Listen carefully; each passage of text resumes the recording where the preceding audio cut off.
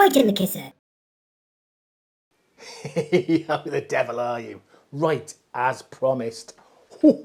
Comparison between the Leek Stereo 230 and the Cambridge Audio CXA MkII 81. I forgot to mention 81. Anyway, you know the score. So we'll be doing a comparison between these today. But before I go on, I had a comment in the video of the review of this Cambridge Audio, which I found odd, right? Just the way it was put across. And I'll read it out to you. ES9018 MkII DAC. Put a quad ROM DAC in it and I might be interested. ... Is it a ROM or a ROM? I don't know. Now I've not heard a quad ROM or ROM DAC clicking away. It's just gone into standby. But I'm assuming it's pretty good, right? Now I've tested a lot of DACs, albeit all under 500 quid. Some really, really good, some not so good. But in my experience, there's never a night and day difference. There's never a difference between DACs, okay? So it's just the way it's put, isn't it? And this is what I just think some people odd the way they put things. It's quite like laughing in your face, are you stupid type comment. Now, personally, if I was to put a comment like that, I wouldn't even put a comment like that. I might think it. I might go, oh, the ROM DAC is better. I prefer that one. But if I was going to put a comment, I would phrase it something along the lines of, okay, I'm not fussed on the ESS so-and-so DAC. I much prefer the quad ROM DAC. I think it's a much better sound. You know, there we are. It's up for debate, isn't it? Rather than just laughing at someone's, you know, oh, you idiot, an ESS DAC. Oh, it's just, anyway, I just thought I'd mention it. I just think, look, I understand that sometimes a text or a comment can come across quite rude when the person didn't have that intent. I do get that, but when it's read out loud, it's kind of like, oh, hang on a sec. But anyway, let me know what you think. Right. Wrong DAC. So, comparison between the Stereo 230 and the Cambridge Audio CXA81 MkII. I've also done a sound test. Now I've been doing some side-by-side comparisons using my amp switcher back and forth. I've played loads of nonsense, right? Trying to see which one is better than the other. But I'll give you that later. Reel you in. Right? But first of all, let's go over the specs and the connections and the looks and give you what my opinion is, okay? Okay, let's first start with the power. So we're looking at 2 times 70 watts into 8 ohms for the Leek Stereo 230 and 80 watts into 8 ohms for the Cambridge. The Cambridge is 120 watts per channel into 4 ohms and the Leek is 115 watts. So not a massive amount between them in terms of watts, with the Cambridge, you know, slightly edging it with 5 watts more power. Would you hear that? Probably not. Unlikely it'd be audible, that much difference in watts, but it does have the more power. So the DAC, as we've already mentioned, the DAC in the Cambridge Audio is the ES901 8K2M, and the DAC in the Leek Stereo is the ES9038 Q2M, with the DAC in the Cambridge on paper being slightly better. Frequency response in the Cambridge is 5 Hz to 60 Hz, plus or minus 1 dB. So it's got a very broad frequency response, whereas the Leek Stereo 230 is 20 to 20, plus minus 1 dB. The Bluetooth on the Cambridge, which I was surprised by this, is 4.2, okay? And it supports up to aptX HD, okay? Whereas this is Bluetooth 5, and that supports up to aptX HD. Now, personally, I would have thought if they're going to upgrade the Cambridge, what they've done, they've left the same Bluetooth chip in there, okay, from the original CXA81. I think they should have upgraded it to Bluetooth 5, personally. I don't know, just give it a bit of a lift. Would you hear a sound difference between 4.2 and 5? Unlikely, very unlikely. But with 5, you get it's a more stable connection. You can go further away from the amp, and it passes more information over on Bluetooth 5 than it is Bluetooth 4.2. So this has Bluetooth 5. So that wins out on the Bluetooth, just a little bit. Sound-wise, you probably wouldn't notice the difference. Signal to noise ratio on the Leak. Now they measure this, like, I don't know how they measure this, they measure them differently, but they look at it. So with the Cambridge Audio, it's 105 dB, and it says ref full power. Whereas the signal to noise ratio on the Leak is 115 dB, A weighted. I don't know if that's the same measurement, I'm not sure. Someone can let me know in the comment section. Okay, so let's have a look at looks-wise. Well, obviously they're very different when it comes to looks, and I think it's a personal preference and also the setup you've got. Now, the Leak Stereo 230 does give that beautiful retro sort of styling, you know, with the old knobs and, you know, the physical knobs as well, and the wood surround, the, you know, the walnut wood surround. It's a lovely little amp to look at. It really is. It's a really nice to look at. Then you've got the Cambridge Audio, a more modern, sleeker styling, you know, more contemporary with the push buttons. And again, I think they're both beautiful looking amps in their own way. So it's a personal preference here, I think. Right, let's go around the back and have a look at the connections. Okay, so on the back.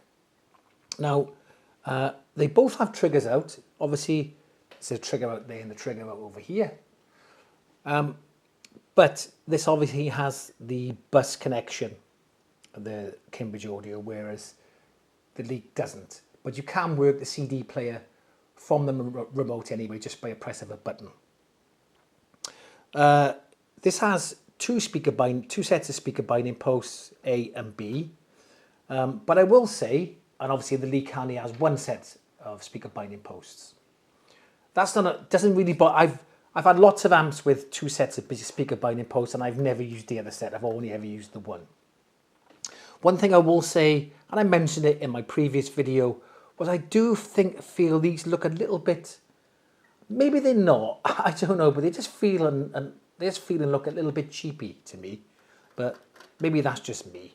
Okay, but if you look at the Leak Stereo 230, they feel a little bit more substantial and they look more premium. Although looks can be deceiving, can't they? You know, you can't go off but looks, but I just think that looks nicer. Anyway, but here we are. They still do the same job and work just the same. Let me just do them up. Okay, so now with the Leak Stereo 230, it doesn't have a sub out as such, but you could use the pre-outs. The Cambridge Audio does have a sub out and has a low pass filter on it, so that's handy. Okay, then you've got pretty much the same connections. I think this has got a couple more on it. It's got I think one more analog, and obviously the thing that's missing off the Leak Stereo 230 is the balanced inputs there, the XLRs. And if you like using XLRs, then there you go. But one thing the Cambridge Audio doesn't have is a HDMI ARC, which the Leak does. That's good if you really want to connect it properly to a TV. I mean, you can connect the Cambridge Audio to a TV via coaxial or optical. You can do that, but ARC is more preferable, isn't it? HDMI ARC is always a little bit better. So it depends what you're looking to do. They both have, so this has two optical ins. This only has one. This one has one coaxial. This one has one coaxial. But the Leak has coax out as well. So if you find a use for that, there you go. The pre-out is also on the Cambridge Audio as well, so you can connect to an amplifier if you want. Now, one thing that's missing from the Cambridge Audio, which gives the Leak Stereo 230 a big advantage if you're into records, is a phono stage. Okay, and it's got quite a decent phono stage too. I would say it's up there with a Mani 2 easily, right? It's a very decent phono stage. So it's a shame they've decided not to put it in the Cambridge Audio. Cambridge Audio say they want to work on the sound only. That's all they want, right? They just want to work on the sound only, and that's why they've omitted some things off it. So if you do decide to get the Cambridge Audio amp and you've got a turntable, you will have to get an external phono stage. Or if you've got one of them ones that's got a phono stage built into it, you can use that. But they never tend to be any good. Well, they're okay to get it started, but I don't rate most of the turntables with a built-in phono stage. And lastly, they both have an input for a USB cable. One there and one there. But one thing I've noticed on the Leak Stereo 230, it doesn't have an aerial. I've never had a problem with the Bluetooth on that, so there we go. But this one's got a little aerial there.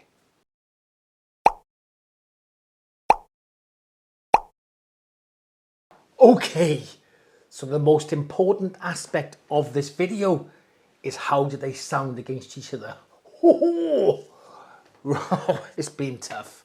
And I've been A-Bing these amps for a couple of days now, right?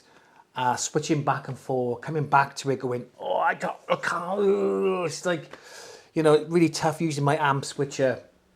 And I've played a multitude of different variations of music, tested these amps. Because I've got a tough decision to make. Do I want to keep this and sell that? Or do I want to keep this and send that back?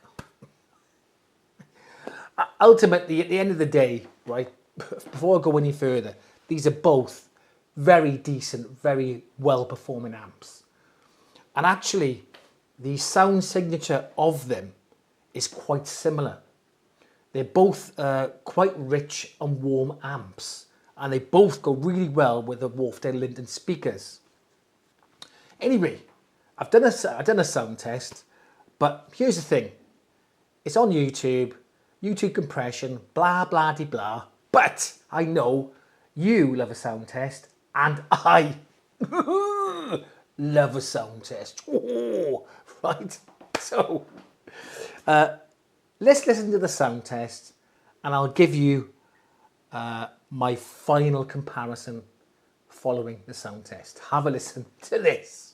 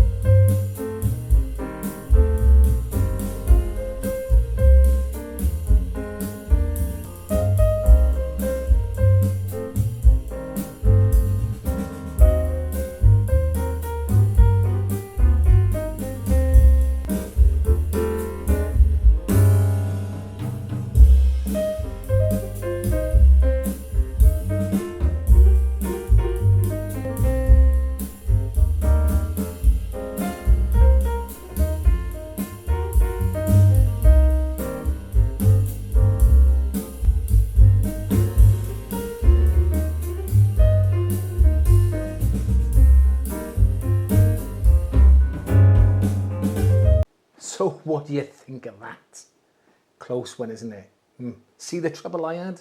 What she had to go through for you guys, and not just for you, for me as well. And I've turned them up really loud, blasting them out, comparing each other as well. They're both great amps, they really are. Right, so sound-wise, I had to give it to the Cambridge Audio, okay? I did think, and I'm talking really minimal differences here. I thought it just had a little bit more, just a little bit more oomph in it. Even though they're not the difference in watt, it's probably down to that toroidal transformer, that big one sat in the middle there, right? And I just found it a little bit more oomph on the bottom end. And I found the voices, the separation of the instruments a little bit clearer. I could pick out instruments a little bit better with the Cambridge Audio than I could the League Stereo 230. It was a richer, warmer sound with the Cambridge Audio amp. I just thought it just had a little bit more to it than the League Stereo 230. But here's the problem, is it's only a little bit, right? You know, I was critical listening, really leaning in, hours and hours of listening back and forth, right? If you were casually listening and I was flicking back and forth and you were just having a cup of tea or something, you wouldn't even know I was flicking back and forth. You literally wouldn't, because they're both great amps, right? You can't go wrong with either. But if I had to really, you know, if I had to gun to my head, the Cambridge Audio is better sounding, okay? Also as well, I think the soundstage is a little bit better on the Cambridge Audio. Again, small differences. So I have come to a decision. Oh, drum roll. Right. I'm going to keep the Stereo 230. And the simple reason is, and this is the only reason why, right? If this had a phono stage, 100% I would have kept it. 100%, right? I would have kept that and sold that. But no phono stage. I don't mind not having the arc on it, whatever, right? Bluetooth 4 point whatever, that's fine. I can deal with that. That's all cool, right? Because I'm always looking for the best sound, right? So it is a little bit better, a little bit, teeny bit, all right? If it did have a phono stage on it, bam, would I have it? But look, the trouble is, if I kept this and sold that, I would have had to then buy a preamp, a phono preamp, which is what, 200, another 200, maybe 300 quid, right? And then I got another thing to plug in, right? And these phono stages, they're a bit of a, like, where do you put them? It's like, you know, they're just a higgledy-piggledy thing, isn't they? You know, yeah, they do improve the sound of some amps, or if you haven't got one, you've got to have them, right? And they definitely improve the sound of a turntable preamp, most of them anyway. But you've got to stick them under there, behind there. Another thing to plug in? Nah, no thank you. Don't want none of that nonsense, okay? So I'm sticking with the 230. What do you think? Have I made the right decision? Let me know in the comment section. I'm sure some of you will. I don't want no in there either, okay? Anyway, that's come to the end of the video. Hope you enjoyed it. And I will catch you in the next one.